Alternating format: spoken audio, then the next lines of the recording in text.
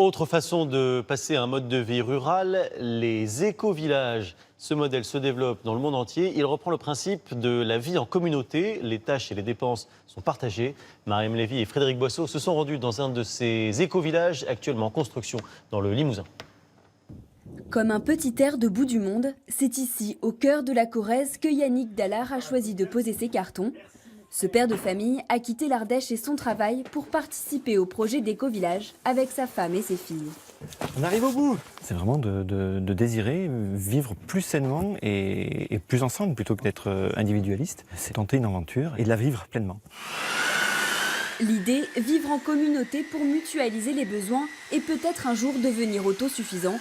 Pour l'heure, tout est à construire avant d'accueillir les premiers arrivants. Moi, ma part, c'est organiser le chantier pour pouvoir faire participer les gens, commander les matériaux et puis montrer aussi, quand je sais faire, montrer ce qu'il faut faire. Les personnes intéressées peuvent venir en observation pendant 1 an avant de s'engager. Cataline vient de Roumanie, il est déjà sous le charme. Ici, je me sens libre, totalement libre. Je suis heureux. Cet éco-village, Marlène Gounon en rêve depuis des années. Le projet commence à prendre forme, elle souhaite maintenant en faire profiter les touristes. Alors là, ça va être la boutique. Et puis ici, pour l'instant, c'est la petite chambre que j'occupe. Et puis là, c'est les bureaux. Un restaurant, une librairie et même un salon de massage seront bientôt ouverts aux voyageurs, désireux de s'initier à un mode de vie différent.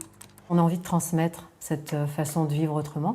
Donc on a envie de pouvoir recevoir des familles, des personnes seules, etc., qui viendront séjourner ici et qui participeront comme nous à la vie collective. Et le concept séduit déjà. De passage pour les vacances, Daniel et Marie-Paul apportent leur contribution, mais elles ne sont pas prêtes à sauter le pas. Mon idée, c'est d'être compagnon, c'est-à-dire pas forcément de venir vivre ici, mais s'ils ont besoin d'un coup de main. Beau projet, mais qui nécessite de tout laisser, ce qu'on n'est pas forcément prêt à faire. Prochaine étape pour le hameau, obtenir le statut de coopérative. Les adhérents pourront profiter des services mutualisés et même travailler pour la communauté.